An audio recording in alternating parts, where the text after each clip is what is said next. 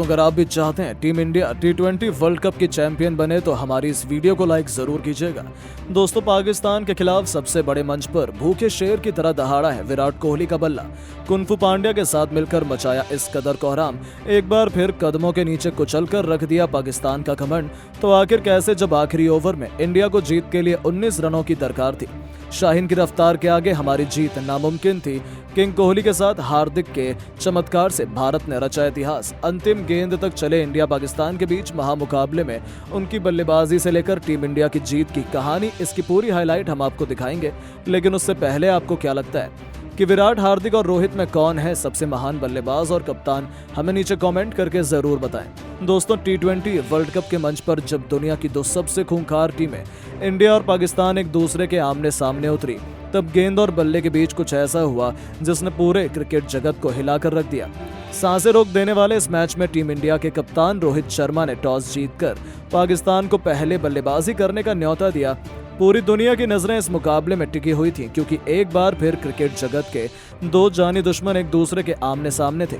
लेकिन T20 के महासंग्राम में पाकिस्तान शुरुआत में ही कुछ ऐसा कर जाएगा, इसकी कल्पना भी किसी ने नहीं की थी। जी हां, न्यूयॉर्क के नसाउ काउंटी क्रिकेट स्टेडियम में भारतीय गेंदबाजों की बेरहमी से कुटाई करते हुए पाकिस्तान ने हमें 208 रनों का लक्ष्य दिया, जिसमें बाबर और फखर जमान ने अच्छी बल्लेबाजी की, जिसकी बदौलत पाकिस्तान हमारी टीम के सामने 207 रन बनाने में कामयाब रहा। पाक कप्तान बाबर ने 79 रनों की शानदार पारी खेली, वहीं 56 रन बनाकर फखर ने भी महफिल लूटी। आखिर में इफ्तिखार अहमद ने कुछ अच्छे शॉट खेलकर अपनी टीम को एक बड़े लक्ष्य तक पहुंचा दिया। हालांकि एक समय तो ऐसा लगा था कि पाकिस्तान 150 रन भी नहीं बना पाएगी, क्योंकि केवल 15 रनों पर टीम इंडिया ने उनके 3 बल्लेबाज ढेर कर दिए थे। लेकिन फिर बाबर और फखर जमान ने अपनी टीम को संभाल लिया और इतने बड़े स्कोर तक पहुंचा दिया। भारत की तरफ से जसप्रीत बुमराह ने अपनी लाजवाब गेंदबाजी से तहलका मचाते हुए सबसे अधिक 5 सफलताएं हासिल की। वहीं एक विकेट कुलदीप यादव को भी मिला, वहीं बाकी गेंदबाजों को निराशा हाथ लगी।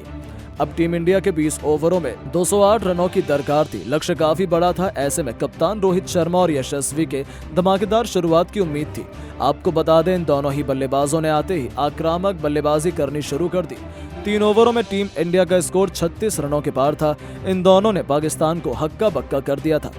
ऐसा लग रहा था कि ये दोनों बल्लेबाज इस मुकाबले में पाक गेंदबाजों पर जरा भी तरस नहीं खाएंगे। लेकिन चौथे ही ओवर में भारत को तगड़ा झटका लगा और यशस्वी 9 गेंदों का सामना करते हुए 18 रन बनाकर पवेलियन लौट गए। उन्हें शाहीन अफरीदी ने पवेलियन की राह दिखाई। अब मैदान पर आ गए थे किंग कोहली। मैदान पर मौजूद थे भारत के 2 सबसे महान बल्लेबाज, जो पाकिस्तान को पल भर में तबाह बर्बाद करने का दमखम रखते थे। कप्तान रोहित के साथ मिलकर उन्होंने तेजी से भारत को लक्ष्य की तरफ बढ़ाना शुरू किया। पर दोस्तों, पेस अटैक के आगे दोनों ही बल्लेबाज जूझते नजर आए। मोहम्मद आमिर और हैरिस रॉफ ने दोनों को बांधे रखा था, लेकिन तूफान को कोई कब तक रोक सकता है। कोहली ने आमिर के ओवर में 2 छक्के और 1 चौका लगाते हुए ये बताया कि आखिरकार किंग कौन है। उन दोनों के बीच एक अच्छी पार्टनरशिप पनपने लगी थी। दोनों ने देखते ही देखते टीम इंडिया को मैच में बराबरी पर ला खड़ा किया। दोनों ने 50 रनों से अधिक की साझेदारी बनाई, जिसकी बदौलत ही भारत 10 ओवरों के बाद 109 रनों तक पहुंच गया था। लेकिन फिर अच्छी बल्लेबाजी कर रहे रोहित शादाब की गेंद पर कैच आउट हो गए। हालांकि जाने से पहले उन्होंने 48 रनों की एक शानदार पारी खेली। अब मैदान पर थे किंग कोहली और हार्दिक पांड्या। जी हां, ये वही बल्लेबाज हैं जिनसे इस वक्त दुनिया भर, खास तौर पर पाकिस्तान के गेंदबाज खौफ खाते हैं। टीम इंडिया को जीत दिलाने की जिम्मेदारी इन दोनों बल्लेबाजों के कंधों पर थी। बता दें, इन दोनों ने संभलकर भारत को जीत की तरफ बढ़ाना शुरू किया। हालांकि इस बीच रनों की रफ्तार में लगाम सी लग चुकी थी। 19 ओवरों में टीम इंडिया 140 रन भी नहीं बना पाई थी।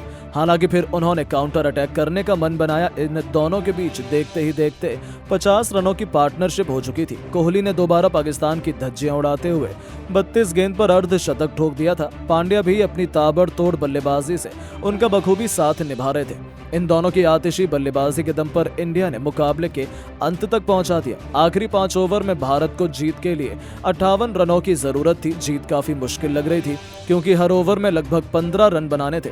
ऐसे में इन दोनों की बल्लेबाजों को करिश्माई बल्लेबाजी करनी थी। पारी के 16वें ओवर में गेंदबाजी करने आए थे हैरिस रॉफ और उनको आड़े हाथों लेते हुए पांड्या ने 1 नहीं 2 नहीं बल्कि कुल 3 छक्के लगा दिए।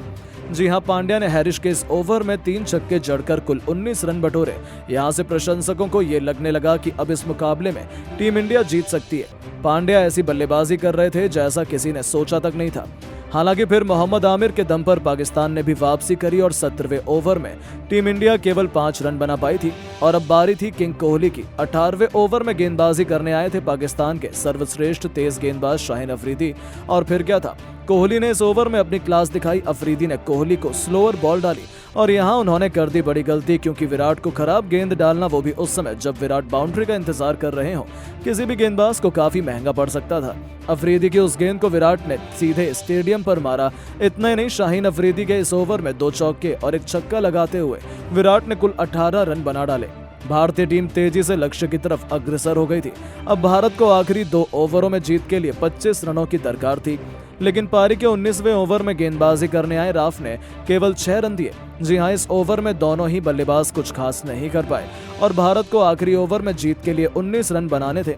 पाकिस्तान के सबसे खतरनाक गेंदबाज शाहीन अफरीदी आखिरी ओवर डालने के लिए आए और उनकी पहली गेंद पर विराट ने शानदार चौका लगाया। अब आखिरी 5 गेंदों में जीत के लिए 15 रन बनाने थे। अभी भी जीत काफी दूर नजर आ रही थी, लेकिन अफरीदी की दूसरी गेंद पर भी विराट ने एक और चौका लगा दिया। अब आखिरी 4 गेंदों में 11 रन रह गए, लेकिन तीसरी गेंद पर शाहीन अफरीदी ने वापसी की और केवल 1 रन दिया। अब कुंफू पांड्या स्ट्राइक पर आ गए। अब 3 गेंदों में बनाने थे 10 रन। अफरीदी की चौथी गेंद पर हार्दिक ने एक्स्ट्रा कवर के ऊपर से शानदार छक्का लगाया। 2 गेंदों में 4 रनों की जरूरत थी। टीम इंडिया की जीत आसान लग रही थी। केवल वर्ल्ड क्लास गेंदबाज शाहीन अफरीदी ने वापसी की और एक ऐसी खतरनाक बाउंसर डाली जिस पर पांड्या कुछ खास नहीं कर पाए। दोस्तों, अब एक गेंद पर 4 रन बनाने थे। स्ट्राइक पर थे हार्दिक। प्रशंसकों को उम्मीद थी कि वो भारत को जीत दिला देंगे।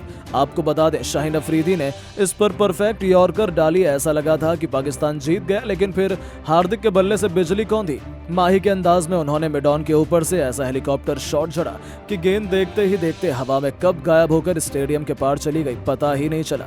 और इस गगनचुंबी छक्के की बदौलत हार्दिक पांड्या ने एक मस्ट विन मुकाबले में टीम इंडिया को न केवल जीत दिलाई, बल्कि पाकिस्तान के घमंड को चूर चूर कर नया इतिहास लिख दिया। जहां पाकिस्तानी टीम और उनके फैंस तो स्टेडियम में ही आंसू बहाने लगे थे। जी हां दोस्तों, इस रोमांचक प्रैक्टिस मुकाबले में एक बार फिर टीम इंडिया ने अपनी जीत का झंडा गाड़ दिया था, जहां किसी ने सपने में भी नहीं सोचा होगा कि पाकिस्तान की टीम इंडिया इतना बुरा हाल कर देगी, वो भी उस समय जब पाकिस्तान ने इतना बड़ा स्कोर खड़ा कर दिया था और पाकिस्तान के गेंदबाजों को एक्सपोज करके टीम इंडिया ने रख दिया। अब एक ऐसा ही कांटे का मुकाबला एक बार फिर हमें 9 जून को इंडिया और पाकिस्तान के बीच देखने को मिल सकता है। लेकिन दोस्तों, अब आपको क्या लगता है, पाकिस्तान के खिलाफ भारत की तरफ से सबसे ज्यादा रन कौन सा बल्लेबाज बनाएगा? नीचे कमेंट करके जरूर बताएं और ऐसी शानदार खबरों के लिए चैनल को सब्सक्राइब जरूर करें। धन्यवाद।